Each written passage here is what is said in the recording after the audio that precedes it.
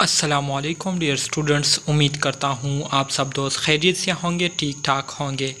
Dear students, आज की इस वीडियो में हम BSN 4 सेमेस्टर के सब्जेक्ट फार्माकोलॉजी के यूनिट नंबर 1 के टॉपिक कॉर्टिकोस्टेरॉइड्स के आज हम पार्ट 2 को डिस्कस करेंगे और इसको अंडरस्टैंड करने की कोशिश करेंगे।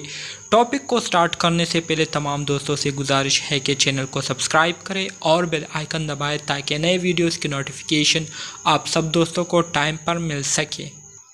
तो डियर स्टूडेंट, स्टार्ट करते हैं थेराप्यूटिक यूजेस से कॉर्टिकोस्टेरॉइड्स के कि कॉर्टिकोस्टेरॉइड्स को हम थेराप्यूटिकली किन चीज़ों के लिए जो है इसको हम यूज़ करते हैं। तो सबसे पहले थेराप्यूटिक यूज़ अगर हम कॉर्टिकोस्टेरॉइड्स की देखें तो इसको हम एंडोक्राइन डिसऑर्डर्स के लिए यूज़ करते हैं, जिसमें हम प्राइमरी एड्रेनोकॉर्टिकल इंसफिशिएंसी के लिए हम इसको यूज़ करते हैं, ठीक है, जिसमें जो कॉर्टिकोस्टेरॉइड्स की जो सिक्रीशन है वो इनसफिशिएंटली सिक्रीट होते हैं, बॉडी की जो ज़रूरियात है उसको पूरी नहीं करते, ठीक है। तो उसको प्राइमरी एड्रेनोकॉर्टिकल इंसफिशिएंसी कहते हैं। इसके अलावा secondary adrenocortical insufficiency, tertiary adrenocortical insufficiency और कंजेनिटल एड्रेनल हाइपरप्लेजिया, इन चारों टाइप्स को जो है मैंने इस टॉपिक के पार्ट 1 में डिस्कस किए हुए हैं। अगर किसी ने टॉपिक पार्ट 1 को नहीं देखा तो उसको देखे तो आपको इन चारों टाइप्स की समझ आ जाएगी, ठीक है। तो इसके इलाज के लिए हम ग्लूकोकॉर्टिकॉइड या कॉर्टिकोस्टेरॉइड्स को यूज़ करते हैं। इसके अलावा ऑटो इम्यून डिजीज़ एंड जितने भी एलर्जिक डिसऑर्डर्स है उसके ट्रीटमेंट के लिए हम कॉर्टिकोस्टेरॉइड्स को यूज़ करते हैं, जिसमें हमारे साथ सिस्टेमिक लूपस आता है, एरिथमेटोस आता है, anaphylactic shocks, blood transfusion reaction, Steven Johnson syndrome, है fever, angioneurotic oedema, management of graft rejection, ये सारी चीज़ें आती है, ठीक है। डियर स्टूडेंट्स, यहाँ पर कुछ ऐसे टर्म्स है जिसको जो है थोड़ा सा डिस्कस करना जो है ज़रूरी है। यहाँ पर ये है फीवर किसे कहते हैं? है फीवर, इसको एलर्जिक रिनाइटिस भी कहा जाता है। इसके जो साइन सिम्टम्स होते हैं वो बिल्कुल कोल्ड फ्लू की तरह होते हैं, जिसमें नाक जो है वो क्या होती है, वो बहती रहती है। इसके अलावा इची आइज़ होते हैं, कंजेशन होता है और स्नीजिंग वगैरह होता है, ठीक है। इसके साथ साथ जो स्टीवन जॉनसन सिंड्रोम है, तो स्टीवन जॉनसन सिंड्रोम ये हमारे साथ एक रेयर सीरियस डिसऑर्डर है स्किन का और म्यूकस मेम्ब्रेन का। इसकी जो शुरुआत है साइन सिम्टम्स की वो भी बिल्कुल फ्लू की तरह होती है, ठीक है। इसके साथ साथ डर्मेटोलॉजिकल डिसऑर्डर्स, जिसमें हमारे साथ प्रूराइटिस वोल्वी आ गया, सोरियासिस आ गया, सीबोरिक डर्मेटाइटिस, ये सारी चीज़ें डर्मेटोलॉजिकल डिसऑर्डर्स में आती है, ठीक है।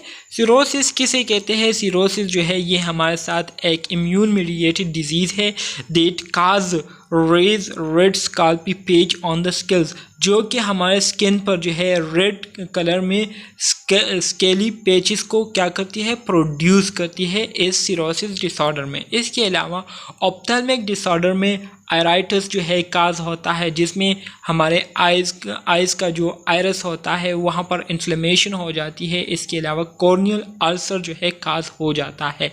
रिस्पायरेटरी डिजीज़ में अस्थमा के लिए जो है कॉर्टिकोस्टेरॉइड्स को यूज़ किया जाता है। न्यू प्लास्टिक डिजीज़ में यूज़ होता है और इसके साथ साथ एक्यूट इन्फेक्शियस डिजीज़, जिसमें हमारे साथ anti stress, anti toxic effects and endotoxic shocks, इन चीज़ों के लिए थेरेप्यूटिकली कॉर्टिकोस्टेरॉइड्स यूज़ होते हैं, ठीक है।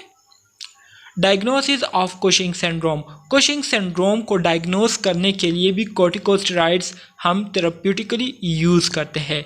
कॉर्टिसोल लेवल जो कि हम ज़्यादातर यूरिन प्लाज्मा एंड सलाइवा के ज़रिए क्या करते हैं, देखते हैं, उसको चेक करते हैं।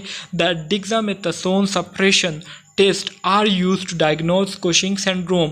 कॉर्टिसोल लेवल के ज़रिए और डेक्सामेथासोन सप्रेशन टेस्ट के ज़रिए हम कुशिंग सिंड्रोम को क्या करते हैं, डायग्नोज करते हैं। एमसीक्यूज़ के हवाले से ये पॉइंट जो है बहुत ज़्यादा इम्पोर्टेंट है कि कुशिंग सिंड्रोम को हम किन तरीक़ों या किन टेक्निक्स के ज़रिए डायग्नोस करते हैं, तो कॉर्टिसोल लेवल जो कि हम यूरिन, प्लाज्मा और सिलावा के ज़रिए देखते हैं, इसके ज़रिए और डेक्सामेथासोन सप्रेशन टेस्ट के ज़रिए हम कुशिंग सिंड्रोम को डायग्नोस करते हैं। The synthetic glucocorticoid dexamethasone suppresses cortisol release in normal individual but not those with Cushing syndrome. अब डेक्सामेथासोन सप्रेशन टेस्ट किस तरह से हमें कुशिंग सिंड्रोम के बारे में इंफॉर्मेशन देती है? नॉर्मली जब हम लोगों में इस सिंथेटिक ग्लूकोकॉर्टिकॉइड डेक्सामेथासोन को इंजेक्ट करते हैं तो इसके इंजेक्ट करने से कॉर्टिसोल्स की जो सिक्रीशन है वो लोगों में क्या हो जाती है, नॉर्मली सप्रेस हो जाती है। लेकिन वो लोग जिनको कुशिंग सिंड्रोम हुआ होता है तो उनमें अगर हम ग्लूकोकॉर्टिकॉइड डेक्सामेथासोन को इंजेक्ट करें, एडमिनिस्टर करें, तो इसके एडमिनिस्ट्रेशन से जो कॉर्टिसोल्स की जो सिक्रीशन है उस पर जो है थोड़ा सा भी फ़र्क नहीं पड़ेगा और वो उसी तरह से कंटिन्यूसली सिक्रीट होता रहेगा। तो इससे जो है हमें पता चल जाता है कि ये बंदा जो है ये कुशिंग सिंड्रोम का शिकार हुआ है या नहीं। ठीक है। इसके अलावा acceleration of lungs maturation. Respiratory distress syndrome is a problem in premature infants. हमारे साथ जो इन्फेंट्स होते हैं जो कि मैच्योर्ड अभी नहीं हुए होते तो उनमें हमारे साथ जो रेस्पिरेटरी डिस्ट्रेस सिंड्रोम है ये एक बहुत बड़ा मसला होता है। ठीक है। ज़्यादातर उनमें काज होता है। Foetal cortisols is a regulator of lung maturation. अब फीटस में जो कार्टिसोल्स की सिक्रीशन होती है तो ये कार्टिसोल जो है उन फीटस की जो लंग्स है उसको मैच्योर करने में एक इम्पोर्टेंट रोल प्ले करती है। मैच्योर करने से मुराद ये है कि लंग्स की जो नॉर्मल फंक्शनिंग एबिलिटीज़ है उसको मैच्योर करती है। ठीक है। उसको एक प्रॉपर तरीके में ऑर्गेनाइज करने में कार्टिसोल्स का एक इम्पोर्टेंट रोल होता है। कंसिक्वेंटली अरेंजमेंट ऑफ बीटामेथासोन और dexamethasone administered intramuscularly to the mother within the 48 hours preceding premature delivery can accelerate lung maturation in the fetus। और इसी तरह से अगर हम वो मदर जो कि डिलीवरी के करीब होते हैं तो उनको जब हम बीटामेथासोन या डेक्सामेथासोन उनको इंट्रामस्कुलरली एडमिनिस्टर करते हैं तो इससे क्या होता है, इससे उनका प्रीमेच्योर डिलीवरी हो जाती है और इसके साथ साथ जो फीटस होता है उसके लंग्स मैच्योरेशन जो है वो एक्सेलरेट हो जाती है। Anti inflammatory uses. इसके अलावा अगर हम एंटी इन्फ्लेमेटरी यूजेस देखें कॉर्टिकोस्टेरॉइड्स की तो for suppression of inflammatory component in rheumatoid arthritis. Rheumatoid arthritis में हम जो है कॉर्टिकोस्टेरॉइड्स को जो है इन्फ्लेमेटरी कंपोनेंट्स को सप्रेस करने के लिए यूज़ करते हैं और जब भी हम इन कॉर्टिकोस्टेरॉइड्स को देते हैं तो इसको यूजुअली अनसेफ ड्रग्स के साथ मिलकर देते हैं सेवियर केसेस में। ठीक है। इसके साथ साथ ओस्टियोआर्थराइटिस में अगर हम देखें तो ओस्टियोआर्थराइटिस में इसको हम एनसेड्स के साथ देते हैं, इंट्रा आर्टिकुलर इंजेक्शन में देते हैं। ठीक है। इसके साथ साथ रिमेटिक फीवर के लिए भी हम कॉर्टिकोस्टेरॉइड्स को यूज़ करते हैं जिसमें severe cases with congested heart failure में देते हैं। गाउट में हम NSAID failed cases and colchicine failed cases intra articular injection में हम इसको देते हैं कॉर्टिकोस्टेरॉइड्स को। Synthetic glucocorticoids are used in the treatment of dermatitis, inflammatory bowel disease जिसमें हमारे साथ ulcerative colitis and Crohn disease आता है। ठीक है। सिंथेटिक ग्लूकोकॉर्टिकॉइड जो है इसको हम डर्माटाइटिस के इलाज के लिए यूज़ करते हैं। इसके साथ साथ इन्फ्लेमेटरी बोल डिजीज़ के इलाज के लिए यूज़ करते हैं। इन्फ्लेमेटरी बोल डिजीज़ में हमारे साथ अल्सरेटिव कोलाइटिस आता है और क्रोन डिजीज़ ये आते हैं। ठीक है। सर्कोडोसिस जो है इसके लिए हम यूज़ करते हैं एंड ग्लूकोकॉर्टिकॉइड रिप्लेसमेंट जो है इसको हम एडिसन डिजीज़ में यूज़ करते हैं। ठीक है। और इसके अलावा अगर कोई दूसरे एड्रेनल इनसफिशिएंसी हुई हो तो उसके इलाज के लिए हम क्या करते हैं, इसको यूज़ करते हैं। डियर स्टूडेंट्स, यहाँ पर एक वर्ड यूज़ हुआ है सर्कोडोसिस। What is सर्कोडोसिस? सर्कोडोसिस जो है ये हमारे साथ एक इन्फ्लेमेटरी डिजीज़ है जो कि हमारे मल्टीपल ऑर्गन को क्या करती है, इफ़ेक्ट करती है, लेकिन ज़्यादातर ये हमारे लंग्स और लिम्फ ग्लैंड्स को क्या करती है, इफ़ेक्ट करती है। अल्सरेटिव कोलाइटिस ये भी हमारे साथ इन्फ्लेमेटरी बोल डिजीज़ है जो कि क्या करती है, जो कि इन्फ्लेमेशन को बहुत ज़्यादा टाइम के लिए काज करती है और हमारे डाइजेस्टिव ट्रैक में अल्सर को काज करती है। इसके अलावा क्रोन डिजीज़, इसको भी आप सब दोस्त जानते हैं कि ये हमारे साथ एक इन्फ्लेमेटरी बोल डिजीज़ है जो कि क्या करती है, हमारे डाइजेस्टिव ट्रैक में इन्फ्लेमेशन को काज करती है और इस वजह से फिर हमारे एब्डोमेन में पेन होता है और सीवियर डायरिया जो है ये काज होता है। ठीक है। ऑर्गन ट्रांसप्लांट करने के बाद हम कॉर्टिकोस्टेरॉइड्स को एज अ इम्यून सप्रेसेंट जो है वो डिलीवर करते हैं या एडमिनिस्टर करते हैं क्लाइंट्स को, पेशेंट को। Combine with other immunosuppressant like cyclosporine, azithroprine। In immunosuppressant के साथ जो है हम क्या करते हैं, कॉर्टिकोस्टेरॉइड्स को देते हैं। फॉर प्रोलॉन्ग यूज़, ज़्यादा टाइम यूज़ के लिए हम क्या करते हैं, प्रेडनिसोलोन देते हैं और मिथाइल प्रेडनिसोलोन देते हैं are use. Immediate duration of action के लिए अगर हम चाहते हैं कि हमारा जो ड्रग है ये बहुत जल्दी एक्ट करे, बहुत जल्दी अपना फंक्शन जो है उसको स्टार्ट करे, तो उसके लिए हम देते हैं। ठीक है। Can be easily tapered, can be converted to an altered regiment. ठीक है। तो ये हमारे साथ कॉर्टिकोस्टेरॉइड्स है जिसको हम डिफरेंट मकासद के लिए यूज़ करते हैं।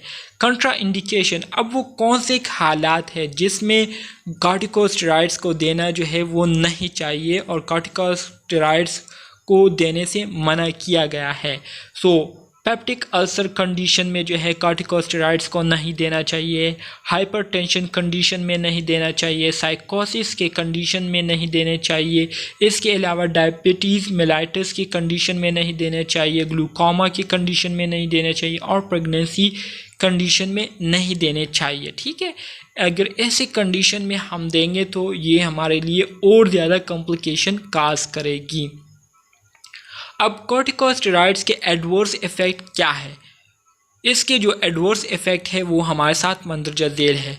प्रिसिपिटेशन ऑफ डायबिटीज़ मेलाइटिस, जब हम डायबिटीज़ मेलाइटिस के दौरान या वो पेशेंट जिसको ऑलरेडी डायबिटीज़ मेलाइटिस है, वो डायबिटीज़ मेलाइटिस का पेशेंट है, ऐसे पेशेंट को जब हम कॉर्टिकोस्टेरॉइड एडमिनिस्टर करते हैं तो इसकी वजह से वो पेशेंट जो है हाइपरग्लाइसीमिया का शिकार हो जाते हैं, उनमें जो ग्लूकोज की कंसनट्रेशन है वो हद से ज़्यादा बढ़ जाती है।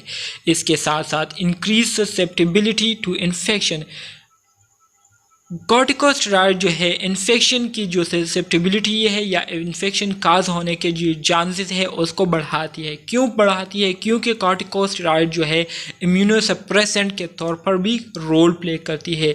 ये हमारे इम्यून को सप्रेस कर देती है जिसकी वजह से इम्यून के जो रिस्पॉन्सेज है वो फिर वीक हो जाते हैं और इसी तरह से इंडिविजुअल जो है वो फिर इन्फेक्शन के लिए रिस्क में आ जाते हैं। पेप्टिक अल्सरेशन जो है ये काज करती हैं क्योंकि इसकी वजह से ब्लीडिंग और परफोरेशन काज होती है।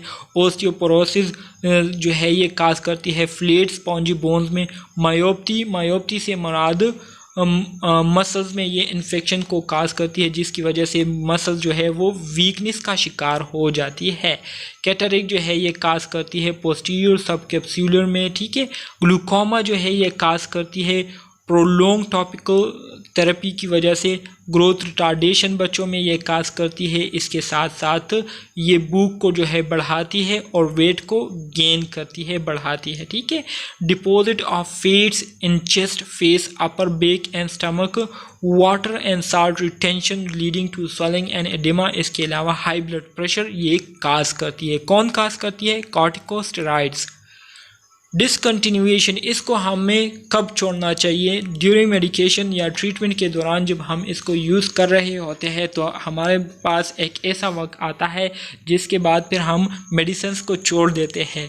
तो अब कॉर्टिकोस्टेरॉइड्स के लिए वो कौन सा टाइम है जिसको हमें फिर जो है इसको यूज़ नहीं करना चाहिए?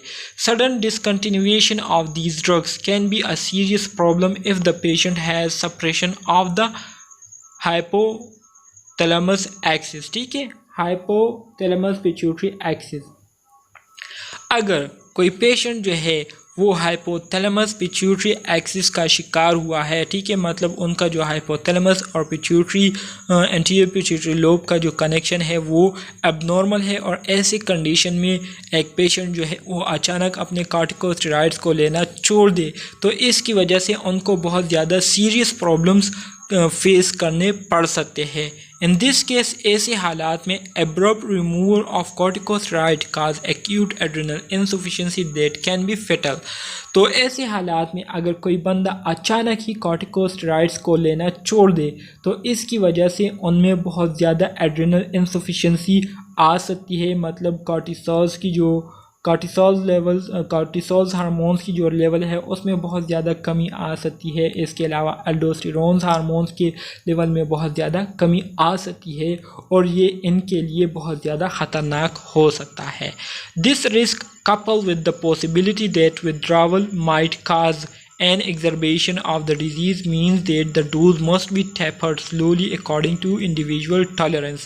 The patient must be monitored carefully.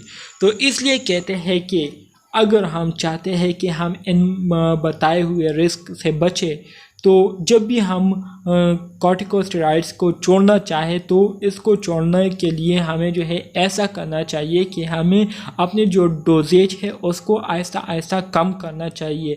अचानक ही इसको रोकना नहीं चाहिए, बल्कि अपने डोजेज के लेवल को आहिस्ता आहिस्ता कम करके देखना चाहिए, और अपना जो पेशेंट है उसके टॉलरेंस एबिलिटीज़ को देखनी चाहिए कि आया वो टॉलरेट तो नहीं कर रहा या उसको बर्दाश्त तो नहीं कर रहा, ठीक है। तो इन सब चीज़ों को देखते हुए एक प्रॉपर तरीके से मेडिसिन को छोड़ना चाहिए।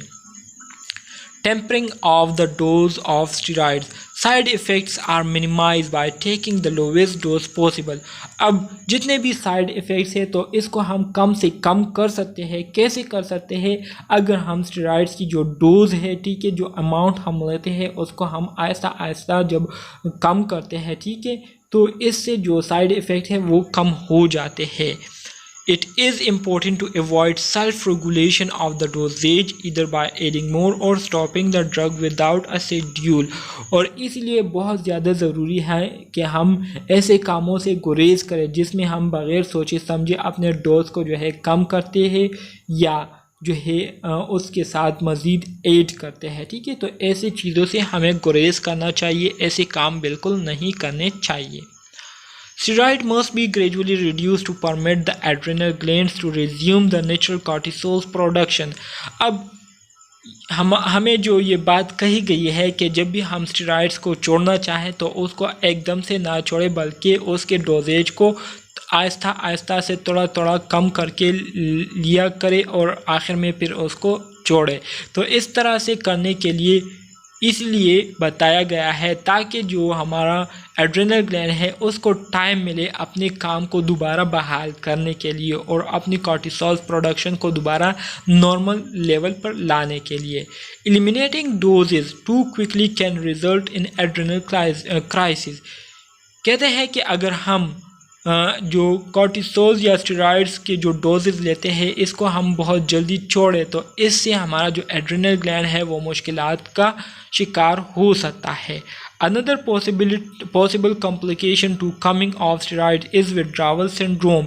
अब अगर हम स्टेरॉइड्स हार्मोन्स को अचानक ही छोड़ दें तो इसकी वजह से दूसरी जो प्रॉब्लम काज हो सकती है या काज होने की जो पॉसिबिलिटीज़ है वो हमारे साथ विड्रॉवल सिंड्रोम है। Anabolic steroids. एनाबॉलिक स्टेरॉइड क्या है? According to National Institute on Drugs Abuse, anabolic steroids are synthetic substances related to the male sex hormone। anabolic steroids ये हमारे साथ एक सिंथेटिक हार्मोन है, सिंथेटिक सब्सटेंसेस है जो कि मेल के सेक्स हार्मोन से रिलेटेड है, ठीक है, जैसे जिसको हम एंड्रोजीन्स कहते हैं। तो एंड्रोजीन से रिलेटेड ये हार्मोन्स होते हैं, लेकिन ये नेचुरल नहीं होते बल्कि सिंथेटिक होते हैं। तो इसको कहते हैं anabolic steroid. They promote growth of skeletal muscles and the development of male sexual characteristics। अब इन एनाबॉलिक स्टेरॉइड हार्मोन का फंक्शन ये होता है कि ये हमारे स्केलेटल मसल की जो ग्रोथ है उसको बढ़ाती है। इसके साथ साथ मेल्स के जो सेक्सुअल कैरेक्टरिस्टिक्स है, खसूसियात है, उसको क्या करती है, उसको प्रोमोट करती है, एनहांस करती है, एंड्रोजेनिक इफेक्ट को काज करती है। The proper term for these compound actually is anabolic और एंड्रोजेनिक स्टेरॉइड। अब इन एनाबॉलिक सब्सटेंसेस के लिए जो प्रॉपर टर्म यूज़ होता है तो इसको या एनाबॉलिक स्टेरॉइड्स कहते हैं या एंड्रोजेनिक स्टेरॉइड्स कहते हैं। Anabolic refer to muscle building. Anabolic से मुराद मसल बिल्डिंग को कहते हैं, मसल्स बनाने को कहते हैं। एंड्रोजेनिक से मुराद टू इंक्रीज मस्कुलाइन कैरेक्टरिस्टिक्स, जितने भी मेल कैरेक्टरिस्टिक्स होते हैं उसको बढ़ाने को क्या कहते हैं, एंड्रोजेनिक कहते हैं। जबकि स्टेरॉइड से मुराद क्लास ऑफ ड्रग, मतलब ये हमारे साथ ड्रग्स का एक क्लास है, ठीक है। Anabolic steroids are available legally only by prescription। Anabolic steroid जो है ये आपको तभी मिलेंगे जब आपको डॉक्टर ने, फिजिशियन ने प्रिस्क्राइब किए हुए होंगे to treat conditions that occur when the body produces abnormally low amount of testosterone.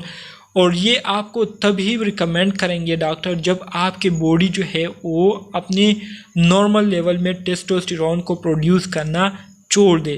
तो टेस्टोस्टेरोन हार्मोन्स के लेवल को नॉर्मल रखने के लिए फिर इस एनाबॉलिक स्टेरॉइड्स को प्रिस्क्राइब किया जाता है, सच एज डिले प्यूबर्टी, जिसकी वजह से प्यूबर्टी और कुछ सम टाइप ऑफ इम्पोटेंसी काज होती है। जब हमारे बॉडी में टेस्टोस्टेरोन की जो अमाउंट है उसकी मकदार कम हो जाती है तो इसकी वजह से प्यूबर्टी में भी जो है डिले आ जाती है। इसके साथ साथ कुछ किस्म की इम्पोटेंसी जो है वो काज हो जाती है। इम्पोटेंसी से मुराद ये है कि बंदा जो है वो अनफर्टाइल हो जाता है, उसमें फिर फीमेल को प्रेग्नेंट करने की जो सलाहियत है वो नहीं रहती, ठीक है। तो ये प्रॉब्लम काज हो सकते हैं टेस्टोस्टेरोन के लेवल कम होने से। They are also prescribe to treat. अब ये एनाबॉलिक स्टेरॉइड जो है इसको मज़ीद किन चीज़ों के इलाज के लिए प्रिस्क्राइब किया जाता है, body wasting in patient with AIDS, वो पेशेंट जो कि एड्स के मरीज़ है तो उनके लिए ये यूज़ किए जाते हैं। इसके अलावा other disease that result in loss of lean muscle mass, जो मसल मास है जिसमें बहुत ज़्यादा कमी आई हुई होती है तो उस बीमारी के लिए एनाबॉलिक स्टेरॉइड्स को यूज़ किया जाता है। Synthetic androgen higher anabolic but lower androgenic activity. हमारे साथ जो आर्टिफिशियल एंड्रोजीन्स है जिसे सिंथेटिक एंड्रोजीन्स कहते हैं, इनमें जो एनाबॉलिक इफ़ेक्ट है वो बहुत ज़्यादा होते हैं, लेकिन जो एंड्रोजेनिक इफ़ेक्ट इसमें होते हैं वो बहुत ज़्यादा कम होते हैं। दैट इज़ एनाबॉलिक जो है वो 1 होता है और एंड्रोजेनिक 3 रेशो, मतलब 1:3 के वैल्यू में ये मौजूद होते हैं, ठीक है।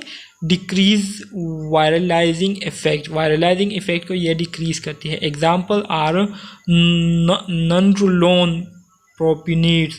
ननरोलोन प्रोपिनेट्स ये हमारे साथ क्या है, एनाबॉलिक स्टेरॉइड्स है जो कि 10 to 25 मिलीग्राम पर ml के अमाउंट में मिलती है, जो कि 10 to 50 मिलीग्राम इंट्रामस्कुलरली पर वीक दिया जाता है, ठीक है, इंजेक्शन ड्यूराबोलिन में, ठीक है।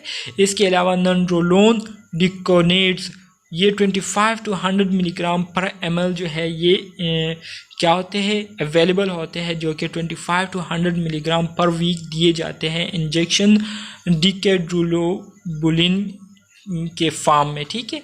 इसके अलावा स्टेनाजोलोल जो है ये 2 मिलीग्राम टेबलेट में अवेलेबल होते हैं, जो कि 2 to 6 मिलीग्राम पर डे दिए जाते हैं। Anabolic steroid therapeutic use. Anabolic steroids को थेरेप्यूटिकली हम किन चीज़ों के लिए इस्तेमाल करते हैं, तो कैटाबॉलिक स्टेट के लिए इसको यूज़ किया जाता है जिसमें acute illness, severe trauma and major surgeries हुए होते हैं। ऑस्टियोपोरोसिस कंडीशन में इसको यूज़ किया जाता है। सब ऑप्टिमल ग्रोथ इन बॉयज़ में इसको यूज़ किया जाता है। इसके अलावा परफॉर्मेंस को एनहांस करने के लिए इसको यूज़ किया जाता है। एब्यूज़। अब एनाबॉलिक स्टेरॉइड्स के जो गलत इस्तेमालात है वो क्या है। Anabolic steroids are being abused by some athletes and other to enhance performance और टू इम्प्रूव फिजिकल अपीयरेंस। आपने ज़्यादातर बॉडी बिल्डर्स को देखे होंगे कि वो बहुत ज़्यादा स्टेरॉइड्स को यूज़ करते हैं ताकि उनकी जो बॉडी है वो बहुत कम टाइम में जल्दी बढ़े, ठीक है। इसके अलावा आपने ये भी सुना होगा कि कुछ एथलीट्स ऐसे होते हैं लाइक जो रेस रनर होते हैं या दूसरे बॉक्सर्स होते हैं, तो वो क्या करते हैं, स्टेरॉइड्स को यूज़ करते हैं जिससे उनको जो है बहुत ज़्यादा ताकत मिलती है और उनकी जो परफॉर्मेंस है उसमें बहुत ज़्यादा इम्प्रूवमेंट आती है। Abuse of anabolic steroids can lead to serious health problem. अब अगर एनाबॉलिक स्टेरॉइड्स को हम गलत तरीके से इस्तेमाल करेंगे तो इसके बहुत ज़्यादा ख़तरनाक सेहत से रिलेटेड नताइज जो है वो पैदा होते हैं, सम ऑफ विच आर इरिवर्सिबल, जिसमें हमारे साथ कुछ जो ख़तरात है वो इरिवर्सिबल है, वो दोबारा ठीक नहीं हो सकते। सो एनाबॉलिक स्टेरॉइड्स के जो मेजर साइड इफ़ेक्ट है वो उसमें हमारे साथ लिवर ट्यूमर का काज होना, कैंसर का काज होना, जॉन्डिस का काज होना, हाई ब्लड प्रेशर का होना, किडनी ट्यूमर का काज होना, सीवियर एक्नी का आना और ट्रेम्बलिंग, ये सारी चीज़ें हमारे साथ क्या है साइड इफ़ेक्ट में आती है एनाबॉलिक स्टेरॉइड्स के यूज़ करने से। इन मेल्स में जो एनाबॉलिक स्टेरॉइड्स की साइड इफ़ेक्ट है में include shrinking of the testicle जो है वो श्रिंक हो जाते हैं और ब्रेस्ट जो है वो डेवलप्ड हो जाते हैं, जबकि फीमेल में इसके जो साइड इफ़ेक्ट है इसमें ग्रोथ ऑफ फेशियल हेयर जो है उसकी ग्रोथ जो है वो क्या हो जाती है, इफेक्ट हो जाती है, मेंस्ट्रुअल साइकिल में चेंजेस आ जाती है, डिवाइस जो है वो डीप हो जाती है, जबकि टीन एज में ग्रोथ में भी hard prematurely and permanently, growth जो है वो बहुत ज़्यादा रिटार्डेड हो जाती है।